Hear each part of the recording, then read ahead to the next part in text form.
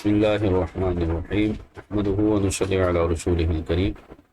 اما بعد فاعوذ باللہ السمیع العلیم من الشیطان الرجیم بسم اللہ الرحمن الرحیم الصلاة والسلام علیک یا رسول اللہ وعلی آلک واصحابک یا حبیب اللہ۔ لیکچر نمبر 29 تخصص الفقہ، موضوع ہے غسل کے احکام،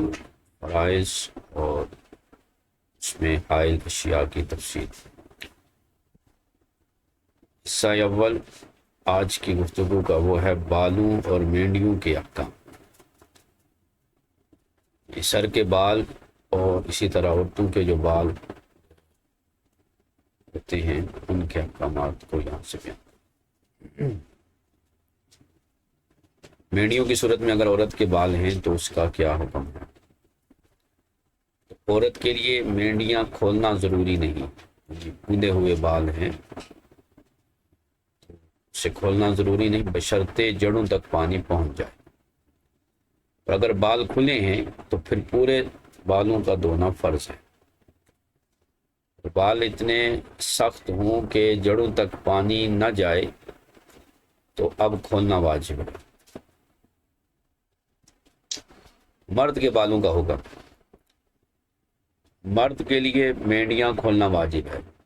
مرد نے اگر بال بندے ہوئے ہیں کھولنا ضروری ہے، صرف جڑوں تک پانی پہنچانا کافی نہیں ہے بلکہ پورے سر کا کے بال دھونا ضروری ہے، خواہ الوی ہوں یا ترکی، یعنی لمبے بالوں والے مرد، اوپر کھولنا فرض ہے کیونکہ وہ کٹوا بھی سکتا ہے، یعنی مرد حلق بھی کرا سکتا ہے جبکہ عورت حلق نہیں کرا سکتی، اس لیے مرد سارے بال حصہ دوم جو ہے وہ ہے طہارت سے مانع چیزیں۔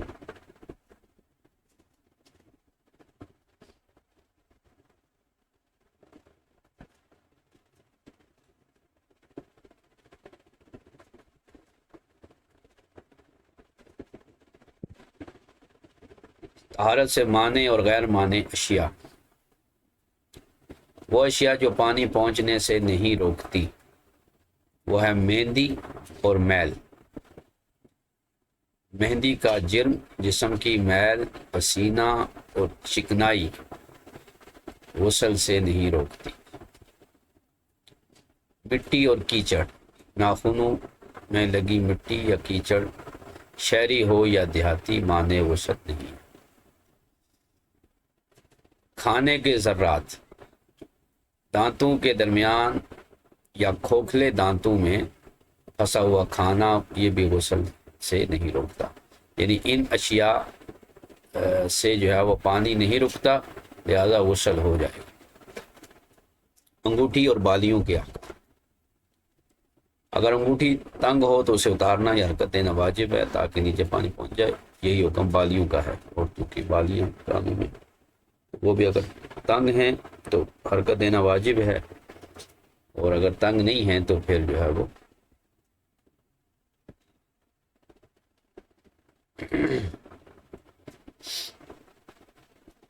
اسی طرح کان کے سوراخ میں پانی پہنچانا ضروری ہے، اگر پانی خود نہ جائے تو انگلی سے ڈالیں، لکڑی سے تکلف کی ضرورت۔ غسل کا کوئی حصہ بھول جائے، اس کا کیا ہوگا؟ کہہ رہے ہیں کہ اگر کوئی شخص کلی کرنا یا جسم کا کوئی حصہ دھونا بھول گیا، پھر نماز پڑھ لی، پھر یاد آیا کہ وہ حصہ دو، تو وہ حصہ دھو کر نماز کا اعادہ کرے اگر فرض تھی۔ نفل نماز میں اعادے کی ضرورت نہیں ہے کیونکہ وہ صحیح طور پر شروع ہی نہیں ہوئی تھی، کیونکہ غسل نہیں تھا تو نماز شروع نہیں ہوئی تھی۔ پردہ اور غسل میں تاخیر کا مسئلہ، مرد کے لیے اگر دوسرے مرد دیکھ رہے ہوں تب بھی غسل ترک نہیں کرے گا، سطر کر کے وہ غسل کر لے گا۔ عورت کے لیے حکم کہ اگر عورت مردوں کے سامنے غسل کرنا پڑے تو وہ غسل کو مؤخر کر دے اور تیمم کر کے نماز پڑھے گی۔ تو خلاصہ اور اہم نکات یہ ہوئے کہ جڑوں تک پانی پہنچانا عورت کے لیے ضروری ہے، اور سارے بالوں کا دھونا مرد کے لیے ضروری ہے۔ معنی اشیاء کو زائل کرنا، انگوٹھی کو حرکت دینا یہ ضروری ہے، پردے کا خیال رکھتے ہوئے غسل کرنا۔ یہ آج کی ہماری گفتگو۔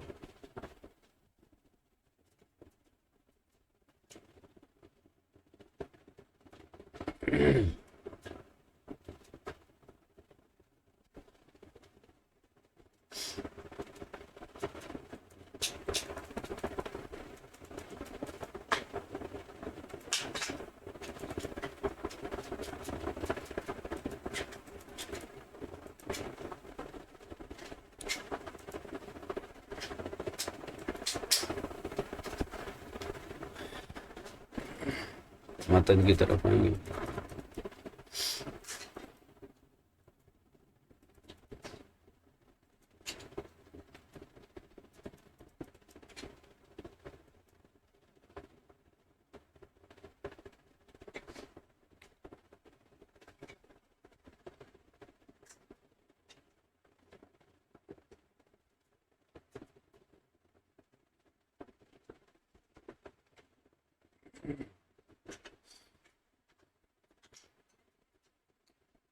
آغاز ہوگا یہاں سے۔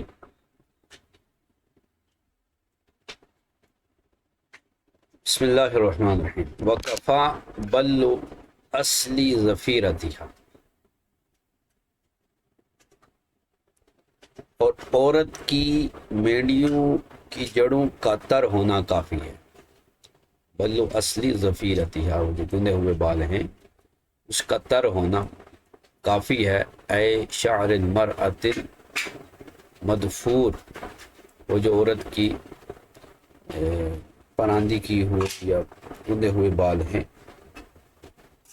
ان کی جڑوں تک پانی پہنچا دینا کافی ہے۔ للحرج، کیونکہ سارے بال کھولنے میں اس کے لیے حرج ہے،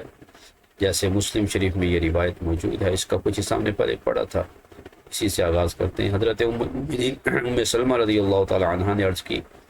قالت قلت یا رسول اللہ صلی اللہ تعالی وسلم انی امرأۃ اشد ظفر رأسی، یا رسول اللہ صلی اللہ تعالی وسلم میرے سر کے بال زیادہ ہیں، افانقضہ لغسل الجنابۃ، کیا غسل جنابت کے لیے میں سارے کھولوں گی؟ فقال اللہ انما یکفیک ان تحثی علی رأسک ثلاث حثیات، فرمایا تیرے لیے کافی ہے اگر تو 3 دفعہ جو ہے وہ 3 چلو پانی لے کر سر پہ ڈالے تو یہ تجھے کافی ہے۔ ثم تفدین علیک الماء فتطہرین، پھر جو ہے تم اپنے جسم پر پانی بہائے بس تو پاک ہو جائے گی۔ تو یہ حدیث تقاضا کرتی ہے کہ جڑوں تک پانی پہنچانا ضروری نہیں ہے، لیکن مبسوط میں ذکر ہے کہ پانی بالوں کی جڑوں تک پہنچانا یہ دوسری حدیث حذیفہ کی وجہ سے ہے، کہ اس میں ہے کہ وکان یجلس الی جنب امرأتہ اذ اغتسلت، کہ ان کی زوجہ غسل کر رہی تھی تو وہ ایک سائڈ پہ بیٹھے اس کو بتا رہے تھے، فیقول یا ہذہ ابلغ الماء اصول شعری، کہ تو اپنے جسم تک جو ہے وہ پانی کو پہنچا۔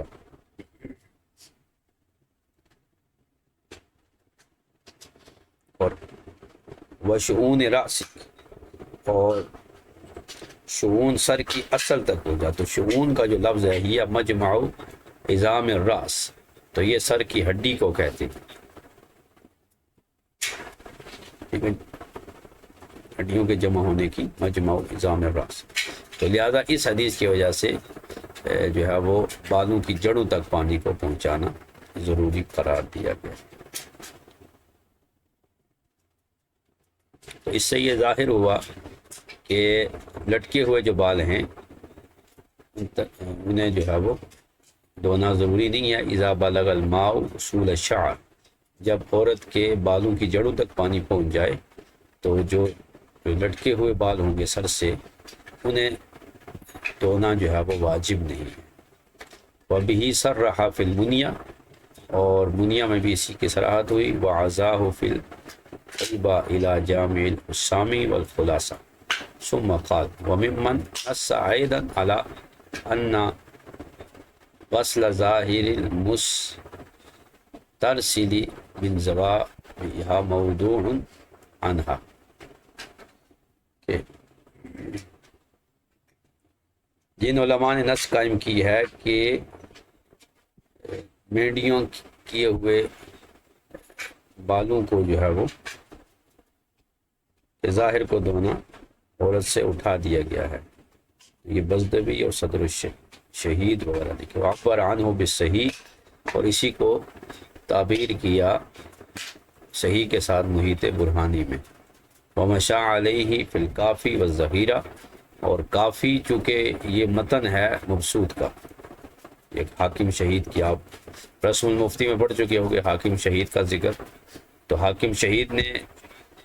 جو ہے وہ 6 کتابیں جو امام محمد کی تھی ان کا خلاصہ تیار کیا تھا.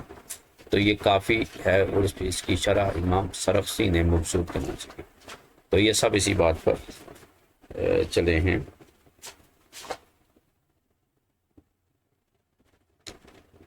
کہ عورت سے جو ہے وہ لٹکے ہوئے بالوں کو دھونا جو ہے وہ اٹھا لیا گیا.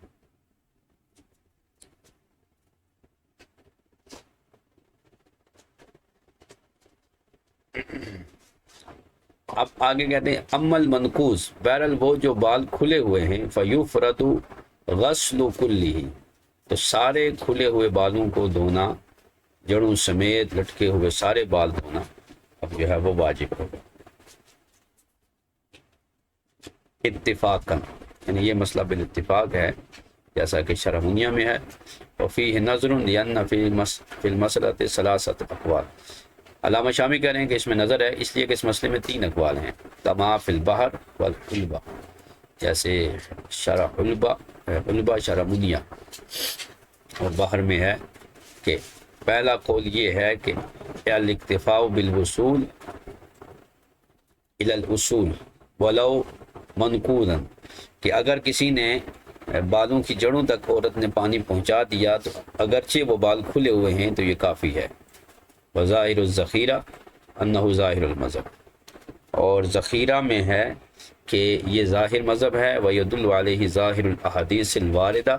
فی ھذا الباب، اس باب میں جو حدیثیں آئی ہیں وہ اسی موقع پر آئی ہیں کہ عورت کے بال چاہے کھلے ہوئے کیوں نہ ہوں اگر جڑوں تک پانی پہنچا دے تو یہ اس کو کافی ہے. یہ پہلا موقف ہے. دوسرا موقف یہ ہے التفصیل المذکور، اس میں یہ تفصیل ہے وہ مشاء علیہ جماعت، اور اس میں ایک پوری جماعت گئی ہے جس میں سے صاحب محیط اور بدائع اور صاحب کافی ہیں. یہ یعنی ابھی جو دوسرا قول ہم نے پیش کیا کہ اگر اس کا بال کھلے ہیں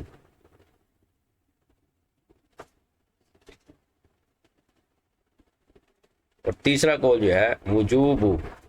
وللذوائب مع العصر وصححہ. تیسرا قول جو ہے وہ یہ ہے کہ مینڈیوں کو بھی جو ہے وہ دھویا جائے گا اور انہیں نچوڑا بھی جائے گا.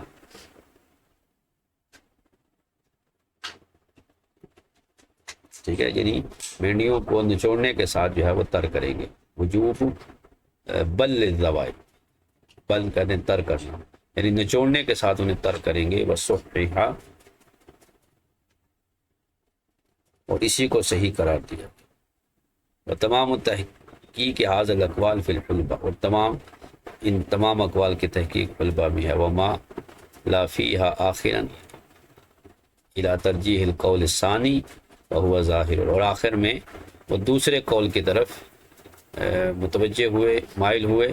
اور یہی متون کا ظاہر ہے. یعنی دوسرا یہ ہے کہ اگر وہ بال اس کے کھلے ہیں تو پھر وہ دھوئے گی، اور اگر وہ مینڈیاں کی صورت میں ہیں تو صرف جڑوں تک پانی پہنچائے گی. وَلَوْ لَمْ يَبْطَلَّ أَصْلُهَا يَجِبُ نَقْضُهَا مُطْلَقًا، اور اگر بال اس طرح ہیں کہ وہ مینڈیوں کی صورت میں کہ جڑوں تک پانی نہیں پہنچتا، جڑیں تر نہیں ہوتی، تو یجب نقضها مطلقاً، تو پھر بالوں کو کھولنا ضروری ہے مطلقاً. وہو صحیح، اور یہی صحیح موقف ہے. ولو، یہ الگ مسئلہ ہے، یعنی بِأَنْ كَانَ متلبدن او وزیرن، کہ بھائی طور کہ وہ اس طرح اس نے سر کے بال ہوں کہ نہ جڑ تک پانی نہ پہنچتا ہو، خواہ کوئی بوند وغیرہ لگی ہو، متلبد ہو، یا بہت گنے ہوں غزیرن کہ جڑوں تک پانی نہیں پہنچ سکتا، او مدفورن دفرن شدیدن یا اتنی شدید جو ہے وہ سر کی مینڈیاں بنائی گئی ہوں کہ پانی اندر تک نہیں پہنچ سکتا، تو ان تمام صورتوں میں بالوں کو کھولیں گے اور کھول کر جو ہے وہ غسل کریں گے مطلقاً۔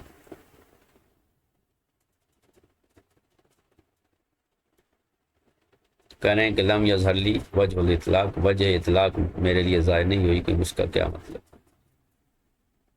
وقال طحاوی، جبکہ امام طحاوی نے فرمایا جو علامہ شامی کے شیخ ہیں کہ اے سواء کان فیہ حرج اولا، کہ مطلقاً کا مطلب یہ ہے کہ برابر ہے اس میں حرج ہو یا نہ ہو، یعنی بال کھولنے میں حرج ہے، تکلیف ہے، مشقت ہے یا نہیں ہے، بہرحال کھولے گی۔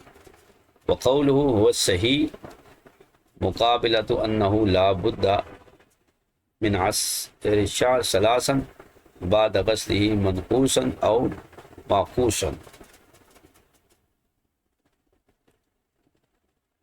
اور ہوا صحیح کا قول اس کا مقابل ہے، وہ یہ ہے کہ جس میں بالوں کو دھونے کے بعد 3 مرتبہ نچوڑنا ضروری ہے، چاہے بال کھلے ہوئے ہوں یا وہ مینڈیوں کی صورت میں۔ اقولو، فرماتے میں کہتا ہوں کان ینبغی للشارع ان یقول، شارع کے لیے یہ مناسب تھا کہ وہ یہ کہتے کہ یجب غسلھا، یعنی یجب نقضھا کے بدلے یجب غسلھا کہہ دیتے تو یہ زیادہ بہتر تھا۔ اور مطلقاً کا معنی ہے برابر ہے کہ مینڈیاں ہوئی ہوں یا نہ ہوئی، وہو صحیح، تو یہ صحیح قول ہے۔ اس سے پہلے قول اور تیسرے قول سے احتراز ہے کہ پہلا اور تیسرا قول جو ہم نے پڑھا ہے اس پر فتویٰ نہیں ہے، دوسرا جو قول ہے التفسیر المذکور اور مشاء علیہ جماعت، یہ قول جو ہے وہ صحیح ہے۔ اب ایک نیا مسئلہ ذکر کرتے ہیں کہ ولو در رہا غسل رأسیہا ترکت ہو، اگر عورت کو سر کا دھونا نقصان دیتا ہے، یعنی ایسی جگہ پر عورت ہے کہ وہ سر دھوئے گی تو اس کو کوئی بیماری لگ جائے گی، نزلہ زکام یا کوئی ایسی شدید بیماری لگ جائے گی، تو وہ یا پانی اتنا ٹھنڈا ہے گرم کرنے کا کوئی انتظام نہیں ہے اور سر پہ ڈالے گی تو بیمار ہو جائے گی، تو سر کے دھونے کو وہ ترک کر دے۔ وقیلا،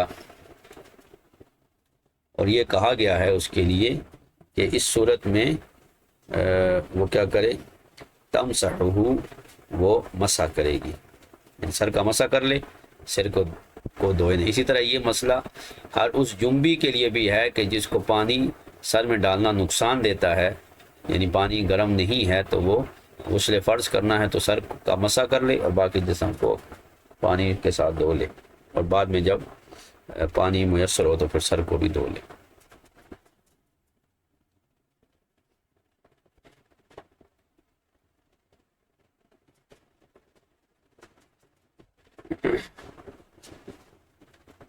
تو اگر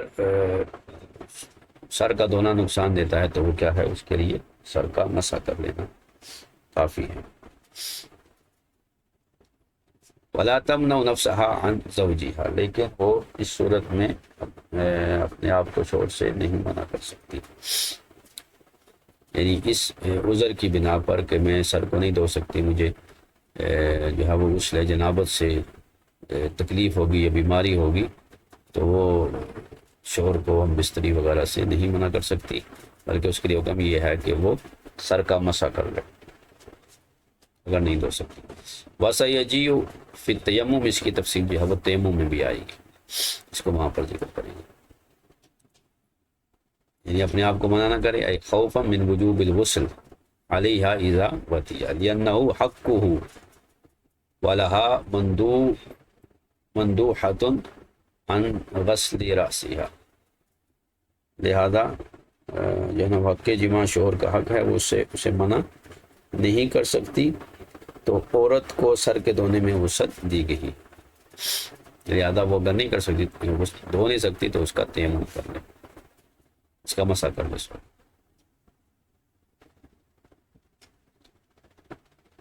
لا یکفی بلو دفیرتی ہی، مرد کی اگر سر کی مینڈیاں بنی ہوئی ہوں، سر کے بال گندے ہوئے ہوں، تو ان مینڈیوں کو تر کر لینا کافی نہیں ہے۔ فَيَنْقُضُهَا وُجُوبًا، لازمی طور پر ان مینڈیوں کو بندے ہوئے بالوں کو کھولنا مرد کے لیے ضروری ہے، وَلَوْ عَلَوِيًّا أَوْ تُرْكِيًّا لِإِمْكَانِ حَلَقِهِ، اگرچہ وہ مرد علوی ہو یا ترکی ہو، اس لیے کہ اس مرد کے لیے سر کا حلق کرانا بھی جائز ہے۔ عورت کے حق میں یہ جائز نہیں ہے، عورت کا سر منڈانا یہ مصلح ہے، یہ گناہ ہے۔ وہ صحیح لعدم ضرورت وللاحتیاط، وفی روایت لا یجب نظرا الی العادت، کہ خواہ وہ علوی ہو یا ترکی ہو، کیونکہ بال رکھنے کی ضرورت نہ ہونے اور احتیاط کی وجہ سے یہی صحیح ہے، یعنی بڑے بال رکھنے کی کوئی ضرورت نہیں ہے، اور احتیاط بھی اسی میں ہے کہ سارے کھولے جائیں۔ اور ایک روایت میں ہے کہ عادت کا اعتبار کرتے ہوئے واجب نہیں ہے، لا یجب لامکان حلقہ بخلاف المرأۃ فانہا منہیۃ عنہ بالحدیث، عورت کو سر کا منڈانا منع کیا گیا ہے، فلا یمکنھا شرعا، عورت سے اس کا شرعاً امکان نہیں ہے، شرعاً عورت سے اس کے بال منڈنا یا منڈانا یا حلق کرانا یہ جائز نہیں ہے۔ تو مرد جو ہے وہ اگر سر کے بال رکھے ہوئے جتنے بڑے ہوں گے سب کو دھوئے گا۔ ولا یمنع طہارۃ ونیم اے خرء ذباب وبرغوث، طہارت سے یعنی غسل سے منع نہیں کرتی مچھر اور مکھی کی بیٹ، ونیم یعنی اگر یہ لگی ہوئی ہے جسم پر تو یہ غسل سے مانع نہیں ہے۔ تو مچھر یا مکھی کی بیٹ اگر ہے تو یہ مانع غسل نہیں ہے۔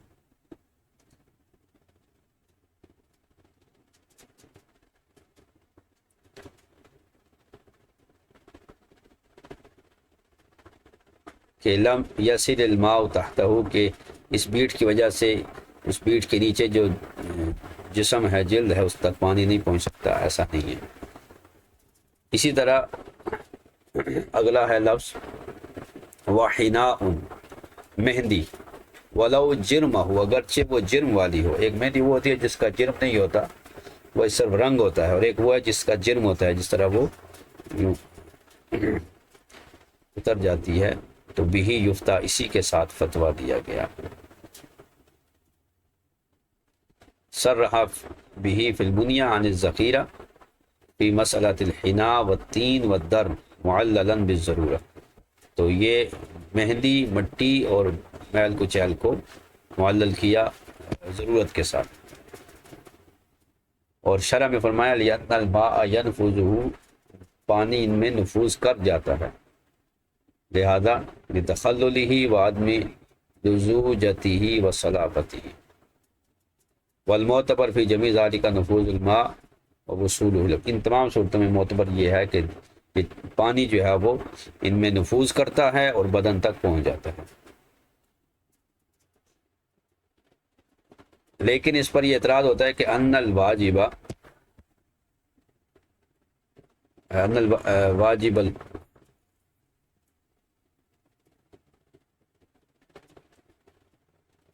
اس پر یہ اعتراض وارد ہوگا کہ واجب جو غسل ہے وہ ہوا اسالۃ الماء مع التقاطر کما مر فی ارکان الوضو، کہ اور وضو کے ارکان میں یہ بات گزر چکی ہے کہ دھونا جو ہے، ان الواجب الغسل، واجب کیا تھا؟ دھونا، اور دھونے کی تعریف کیا ہے؟ پانی کا بہانا قطروں کے ساتھ، قطرے بھی بہیں، اور ظاہر یہ ہے کہ یہ چیزیں پانی پہنچنے سے مانے ہیں، تو اظہر یہ ہے کہ التعلیل بالضرورت، یہ جو تعلیل کی ہے یہ تمام اشیاء پانی کو بہانے سے مانے، بس اظہر ضرورت کے ساتھ علت کو بیان کریں۔ ولیکن قد یقال ایضا ان الضرورت فی درن الانف اشد منها فی الحناء والتین لندورہما بالنسبۃ الیہ، کہ اب اگر مہندی اور مٹی کی جو ہے وہ پانی سے یہ نہیں روکتے، تو اسی طرح جو ناک کی گندگی ہے یا ناک میں جو گرد و غبار جمع ہو جاتا ہے، اس میں بھی تو یہی کچھ آ رہا ہے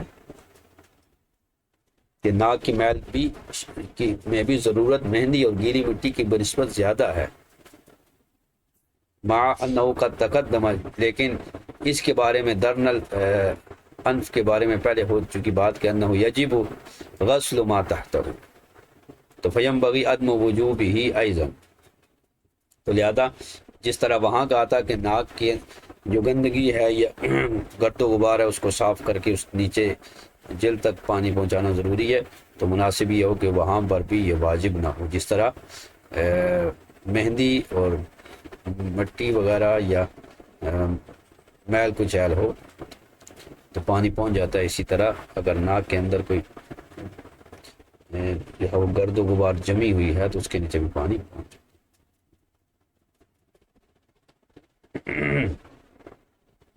تو بس اس میں بھی وجوب نہیں ہونا چاہیے۔ اور درن الوسخ، اس کا معنی کیا، درن کہتے ہیں میل کچیل کو،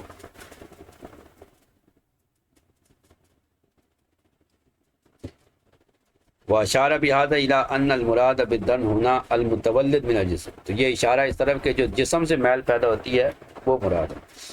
وهو ما يذهب بالدلق في الحمام بخلاف الدرن الذي يكون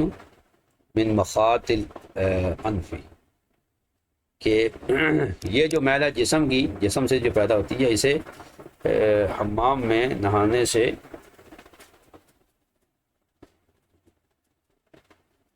جو ہے وہ یہ زائل ہو جاتی ہے،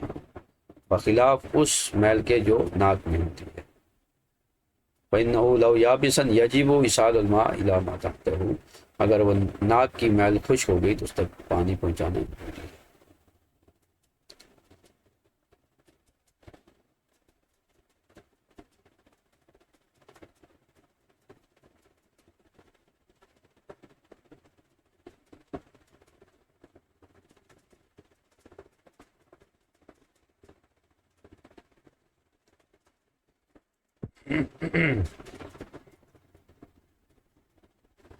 وَقَذَا دُهْنٌ وَدَسُومَةٌ، اسی طرح تیل ہے اور چکناہٹ ہے، وَتُرَابٌ اور مٹی ہے، وَطِینٌ اور کیچڑ ہے، وَلَوْ فِي ظُفُرٍ اگرچہ وہ میل کو جہل جو ہے وہ ناخنوں میں ہو، مطلقاً کا مطلب یہ ہے کہ چاہے وہ جس کے ناخن گندے ہیں چاہے وہ دیہاتی ہے او مدنی یعنی یا شہری ہے، فی الاصح قول کے مطابق، بخلاف نحو العجین، بخلاف گوندے ہوئے آٹے کے، یعنی دہن سے مراد زیتون کا تیل، اسی طرح تلوں کا تیل وغیرہ یہ سارے مراد ہیں، یا چربی یا جمع ہوا گھی، بخلاف اس کے جیسے، کیونکہ یہ جمع ہوا ہوتا ہے چربی اور یہ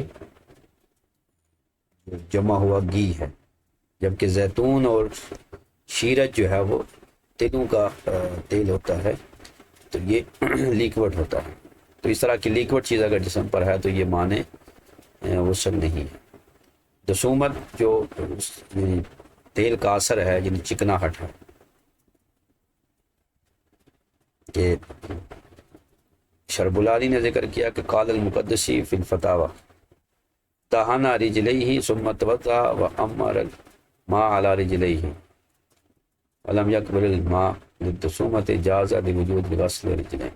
کسی کے پاؤں میں تیل لگا ہوا تھا پھر اس نے وضو کیا اور پاؤں پر اس نے پانی کو بہا دیا اور پانی کو پاؤں نے چکناہٹ کی وجہ سے قبول نہیں کیا، پھر بھی جو ہے وہ وضو جائز ہے، اس لیے کہ پانی جو ہے وہ قدموں پر پہنچ چکا۔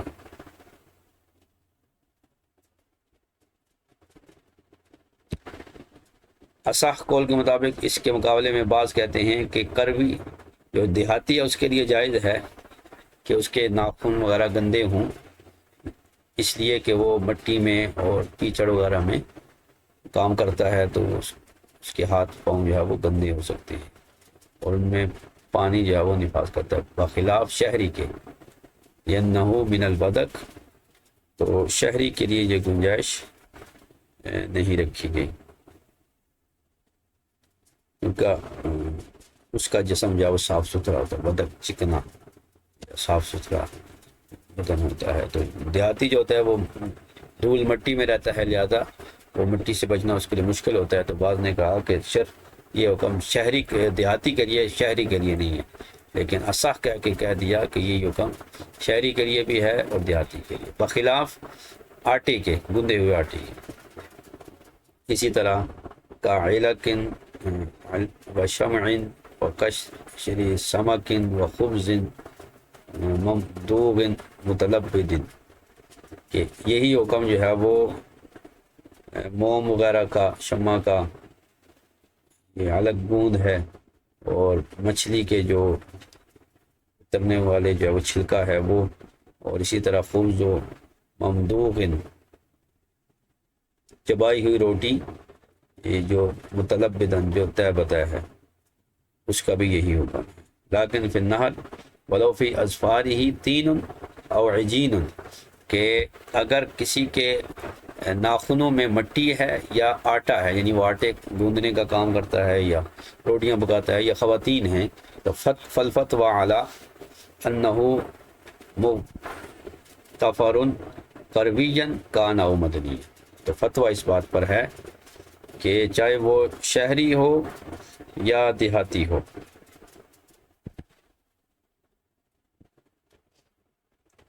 تو اگر اس کے ناخنوں میں گیلی مٹی ہو یا آٹا ہو،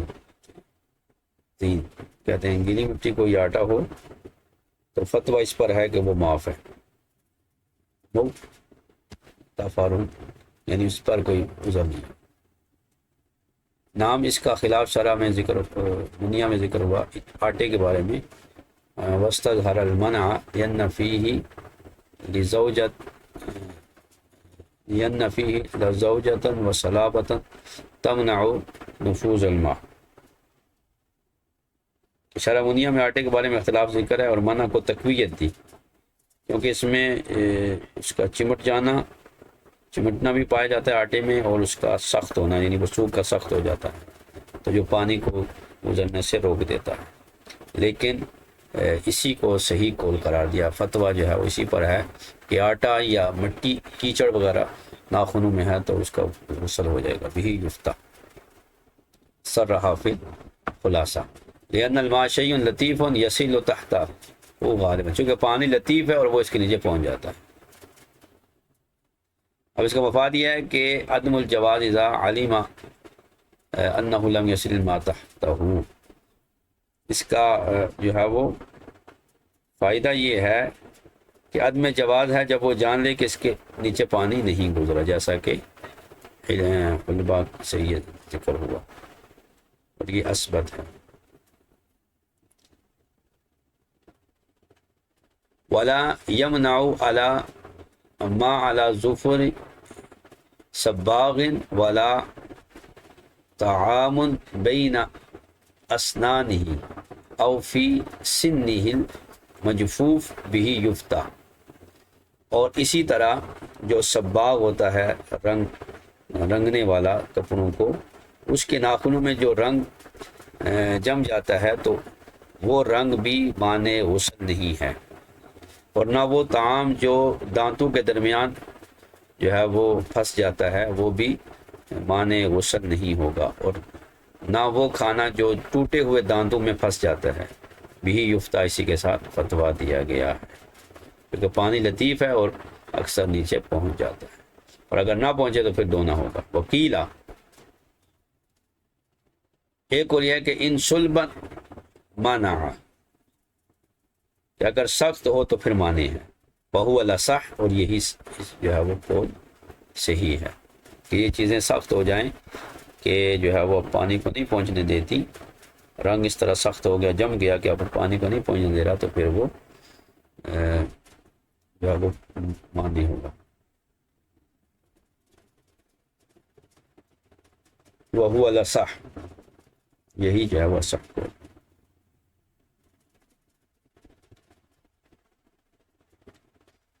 ولو كان خاتمه ضيقا نازعه او حركه وجوبا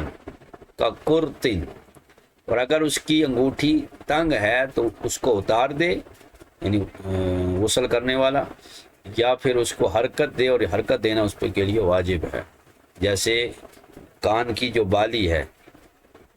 اب وہ بھی اسی طرح اگر ہے تنگ ہے تو اس کو یا تو اتار دے عورت، یا پھر اس کو حرکت دے لازمی طور پر۔ وَلَوْ لَمْ يَكُنْ بِثَقْبٍ أُذُنَيْهِ قُرْطٌ، اور اگر کانوں میں بالی کی جگہ، یعنی کان کا جو چھید ہے، سوراخ ہے، اس میں بالی وغیرہ نہیں ہے، تو فَدَخَلَ الْمَاءُ فِيهِ أي الثَّقْبِ، تو اس جو ہے وہ سوراخ میں بھی پانی پہنچانا ضروری ہے۔ عند مرورہ علی اذنیہ، جب وہ کانوں پر پانی ڈالیں تو اس میں بھی سوراخ میں بھی پانی کو بہائیں۔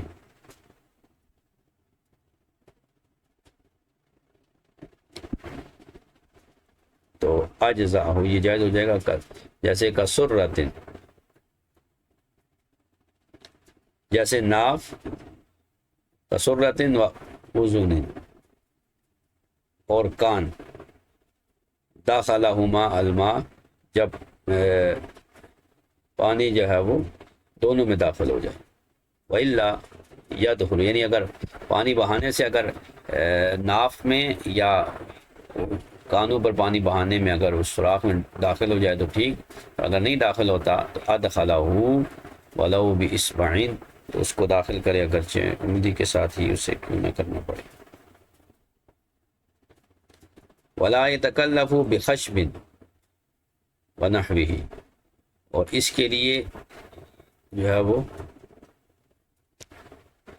کسی لکڑی وغیرہ کا انتخاب نہ کرے۔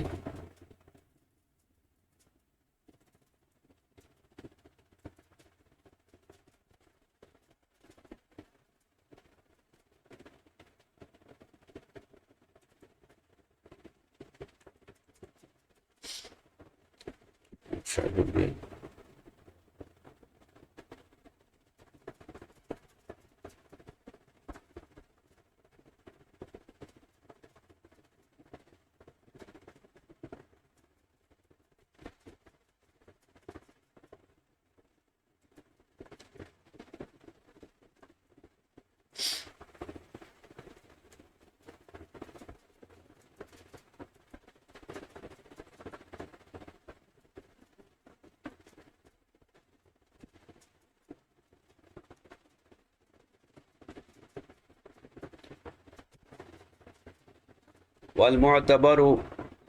غلبۃ ظنہ بالوصول، تو اس بارے میں معتبر یہ ہے کہ جب اسے ظن غالب ہو جائے کہ پانی پہنچ چکا ہے تو یہ کافی ہے۔ خوب عین الیقین اور حق الیقین تک جو ہے وہ پہنچنا ضروری نہیں ہے، کہ جب اسے یہ غالب گمان ہو جائے کہ پانی جو ہے وہ پہنچ چکا ہے تو یہ اس کے لیے کافی ہے۔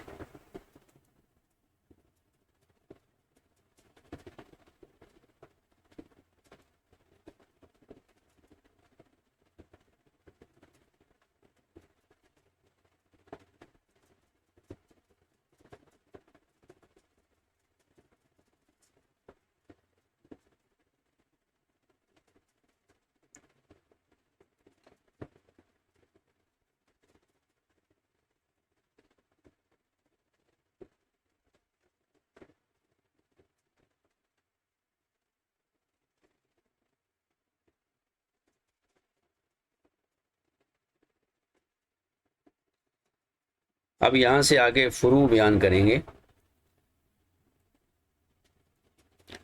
اور اس کے بعد پھر اس کی سنتیں شروع ہو جائیں گی۔ اب فروع جو ہے وہ چیزیں ہیں جو صاحب متن نے نہیں ذکر کی، ان سے رہ گئیں، تو اب یہاں سے جو ہے وہ ذکر کریں گے۔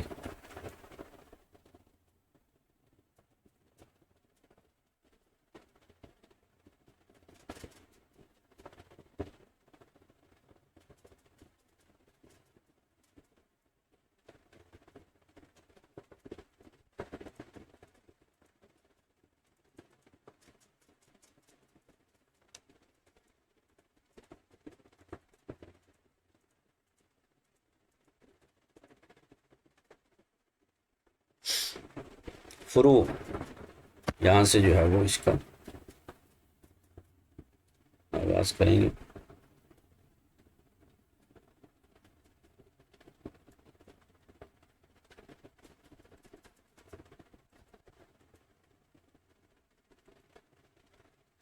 فروع ناسی المزمزہ، اگر غسل کرنے والا کلی کرنا بھول گیا، او جزءا من بدنہ، یا جسم کا کوئی عضو دھونا بھول گیا، فصلی، پھر اس نے نماز پڑھ لی، ثم تذکر، پھر اسے یاد آیا، فلو نفلا لم یعید، اگر نفل پڑھے تو پھر اس کا اعادہ نہ کرے، لعدم صحت شروعہ، کیونکہ وہ شروع ہی نہیں ہوئے. تو علیہ غسل وثمہ جو ہے رجال، اگر اس نے جو ہے وہ تھا نفل پڑھے تھے تو ان کا اعادہ جو ہے وہ اس پر نہیں ہے، کیونکہ نماز ہی شروع ہونا صحیح نہیں قرار پایا تھا.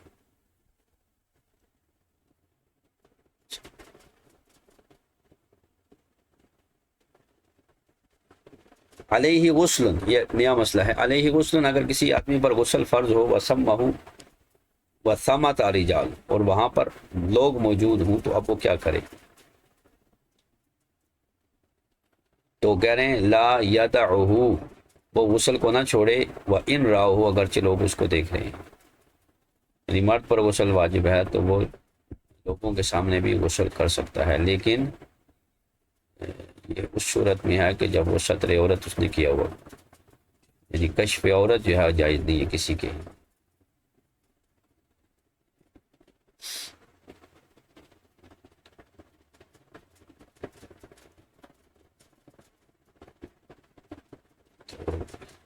شرمونیہ نے یہ کہا کہ یہ بات مسلم نہیں ہے، اس لیے کہ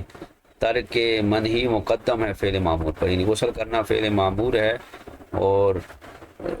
جو ہے وہ لوگوں کے سامنے نہ کرنا یہ نہیں ہے، تو اس کو ترک کرنا یہ جائز نہیں ہے. غسل خلف، اور غسل کا بھی خلیفہ ہے جسے تیمم کہتے ہیں، یعنی اگر لوگ موجود ہیں تو وہ تیمم کر دے، اور لوگوں کے سامنے جو ہے وہ غسل کے لیے کشف عورت نہ کرے، اس کی طرف نظر کرنا جو ہے وہ جائز نہیں ہوگا.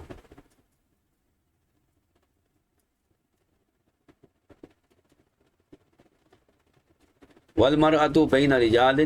اور رجال و نساء تؤخر، اور اگر عورت پر غسل ہے تو اب وہ مردوں کے مابین ہے یا مردوں اور عورتوں دونوں کے درمیان ہے، تو وہ اپنے غسل کو مؤخر کرے گی اور جو ہے وہ تیمم کرے گی. لا بین نساء فقط، اگر عورتوں کے درمیان ہے، صرف وہاں عورتیں ہیں، تو پھر وہ غسل کو مؤخر نہ کرے گی بلکہ غسل کرے گی. جہاں مرد اور عورتیں جمع ہوں تو وہاں عورت اپنے غسل کو مؤخر کرے. واختلف وفی الرجال بین النساء فی الرجل بین رجال و نساء او نساء فقط کما بسطہ ابن الشحنہ،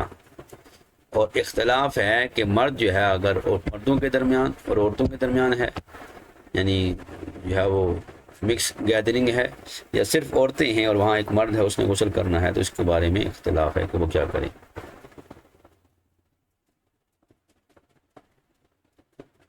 اس کو جو ہے وہ تفصیل سے ابن الشحنہ نے بیان کیا ہے شرح وہبانیہ میں، جو ہے وہ اس کو وہاں سے شرح لناظمی ہے، اس نظم کی جو ہے انہوں نے شرح کی ہے.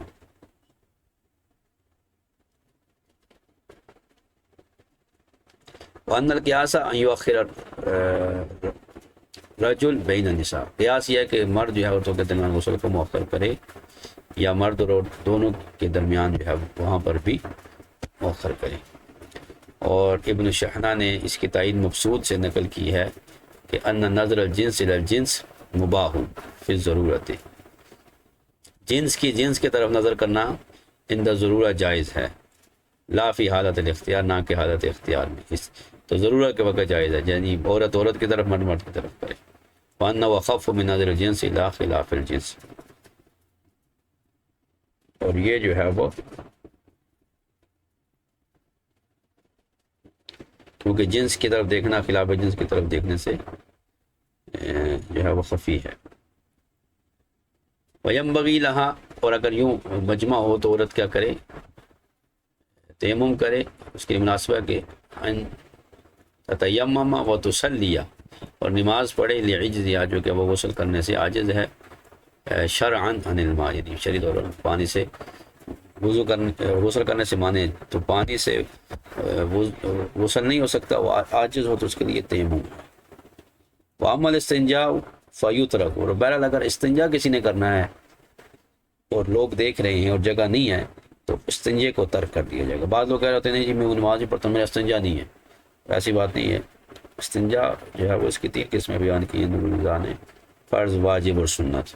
تو عام طور پر جو ہوتا ہے وہ سنت ہوتا ہے، تو سنت کو اس وقت ترک کیا جا سکتا ہے. تو عورت وغیرہ کے لیے یہ ہے کہ وہ غسل کو مؤخر کرے اور تیمم کرے، کیونکہ اس کے حق میں پانی نہیں ہے، وہ پانی سے عاجز ہے. اور اسی طرح تیمم میں آئے گا کہ وہ آدمی جو قیدی ہے تو وہ تیمم کے ساتھ نماز پڑھے گا. ان فی المصر، اگر وہ شہر میں ہے تو اعادہ کرے گا، اور ورنہ اس پر اعادہ نہیں، مطلقاً. یعنی برابر ہے کہ وہ عورت مردوں کے درمیان ہو یا عورتوں کے درمیان ہو یا دونوں کے درمیان. والفرق لا یخفی، اس میں جو فرق ہے وہ مخفی نہیں ہے. تو فرض غسل جو ہے وہ کشف عورت کی وجہ سے ترک نہیں کیا جائے گا، بخلاف استنجا کے، چونکہ وہ سنت ہے،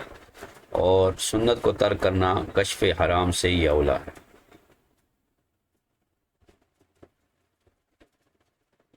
یہاں تک یہ آج ہماری بحث مکمل ہوئی.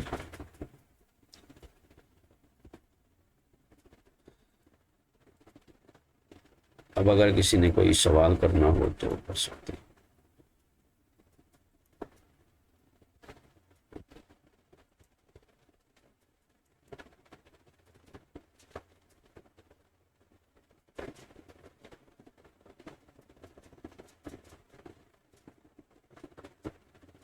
اس کا کوئی سوال ہو؟